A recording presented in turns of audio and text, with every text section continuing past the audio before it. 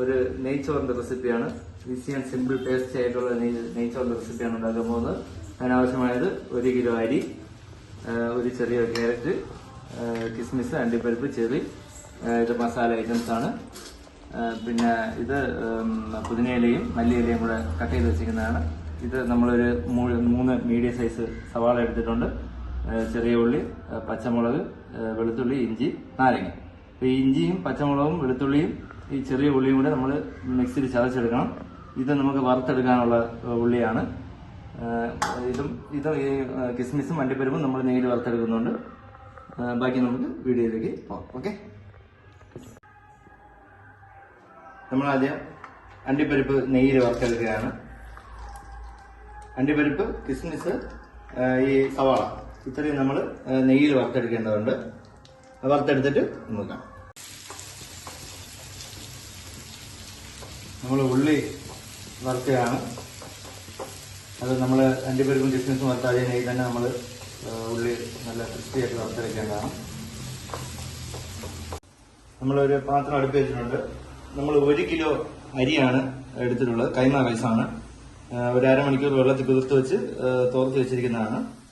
നമുക്ക് തുടങ്ങാം. നമ്മൾ നേരത്തെ വറുത്ത എണ്ണ അത് ഈ പാത്രത്തിലേക്ക് ഒഴിക്കുകയാണ്. എണ്ണയല്ല, നെയ്യാണ്. കുറച്ച് നെയ്യ് കൂടി ഒഴിച്ചു കൊടുക്കാം.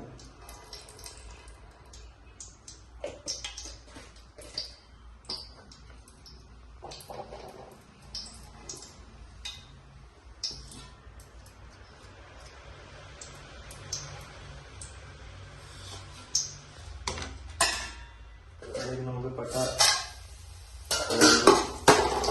ഏലക്കായിട്ട് വറുത്തെടുക്കാം.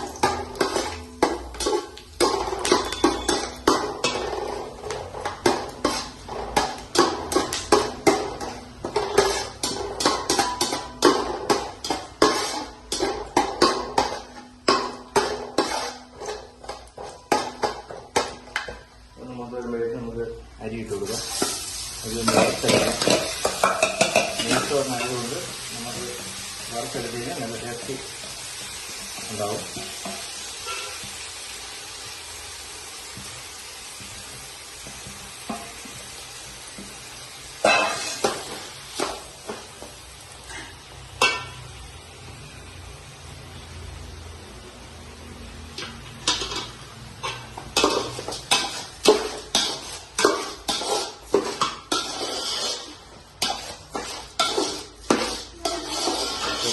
ബ്രൗൺ നിറമാണുള്ളത്.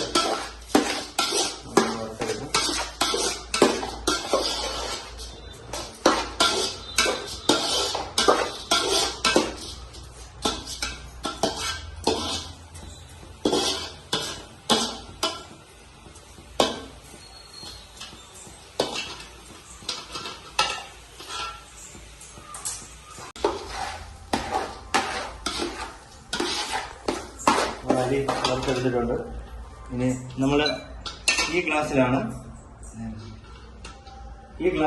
നമ്മൾ 2 ഗ്ലാസ് അരിയാണ് എടുത്തിട്ടുള്ളത്. അപ്പോൾ ഒരു 3.5 ഗ്ലാസ് വെള്ളം നമുക്കിതിന് വേണ്ടി എടുക്കാം. എടുത്ത് വെച്ചിട്ടുണ്ട്. അത് നമുക്കിതിലേക്ക് ഒഴിച്ചു കൊടുക്കാം.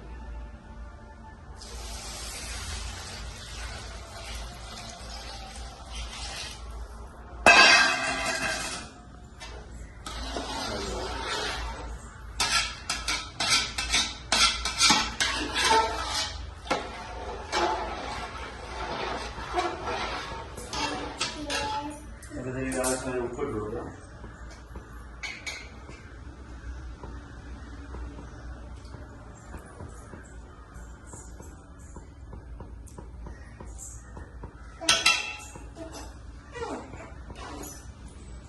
നേരത്തെ തയ്യാറാക്കി ഇഞ്ചി വെളുത്തുള്ളി പേസ്റ്റ്, ചെറിയ ഉള്ളി, പച്ചമുളക് പേസ്റ്റ് നമുക്കിതിലേക്ക് ആഡ് ചെയ്ത് കൊടുക്കുക.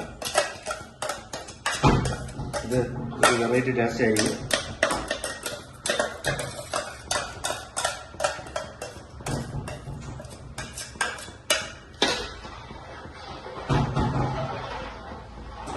കറിയൊന്നുമില്ലാതെ കഴിക്കാൻ പറ്റും. അതിലേക്ക് നമ്മൾ നേരത്തെ അരിഞ്ഞു വെച്ച ക്യാരറ്റ്, പിന്നെ മല്ലിയില, പുതിനയിലയും കൂടെ നമ്മളിതിലിട്ട് കൊടുക്കാം.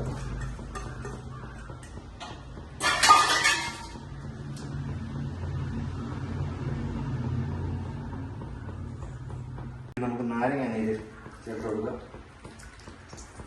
ഒരു മുഴുവൻ നാരങ്ങയുടെ നീരാണ് നമ്മൾ ചേർത്ത് കൊടുക്കുന്നത്. ഇത് ചോറ് കട്ട പിടിക്കാതിരിക്കാൻ വേണ്ടിയിട്ടാണ്.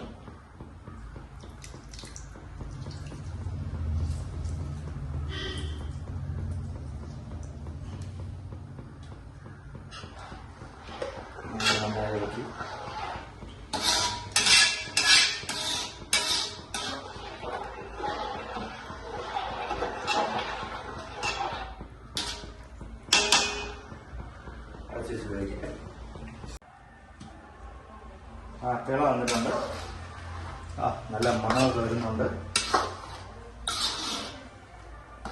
നമ്മൾ ഒരു പ്രാവശ്യമെങ്കിലും ഇതൊന്ന് ട്രൈ ചെയ്ത് നോക്കണം. നല്ല ടേസ്റ്റി ആയിട്ടുള്ളൊരു നെയ്ച്ചോറാണ്. ഇനി നമ്മൾ ഈ വടിച്ചെടുക്കുന്നതല്ല, നമ്മൾ ഈ വെള്ളം വറ്റിച്ചാണ് എടുക്കുന്നത്. ബിരിയാണി ആയാലും നെയ്ച്ചോറായാലും നമ്മൾ വെള്ളം വറ്റിച്ചെടുത്താലേ അതിനൊരു ടേസ്റ്റും ഒക്കെ ഉണ്ടാകത്തുള്ളൂ. അതുകൊണ്ട് നമ്മൾ ബിരിയാണിയും നെയ്ച്ചോറൊക്കെ ഉണ്ടാക്കുന്ന സമയത്ത് ഇതുപോലെ വെള്ളം വറ്റിച്ച് തന്നെ എടുക്കുക. ഈ വെള്ളം വറ്റി വരുമ്പോഴേക്കും ഈ ചോറ് കറക്റ്റ് പാകത്തിന് വെന്തിരിക്കും. ഓക്കെ,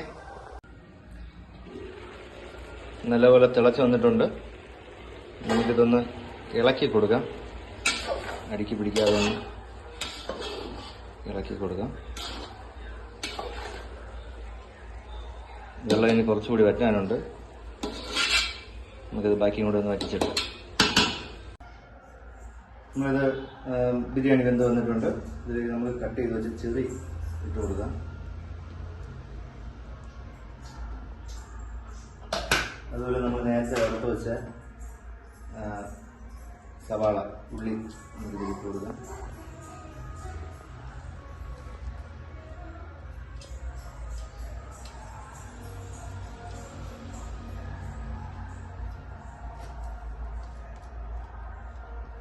അതുപോലെ വറുത്ത് വെച്ച അണ്ടിപ്പരിപ്പും കിസ്മിസും നമുക്ക് ഇട്ട് കൊടുക്കാം.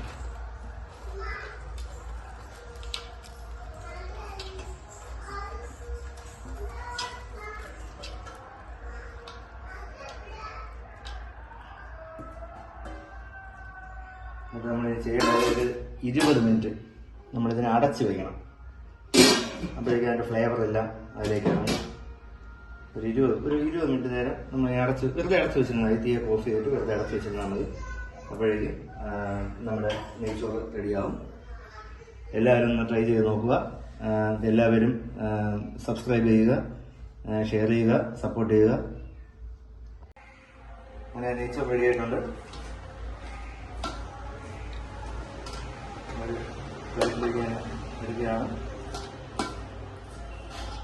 കറക്റ്റ് വേവാണ്.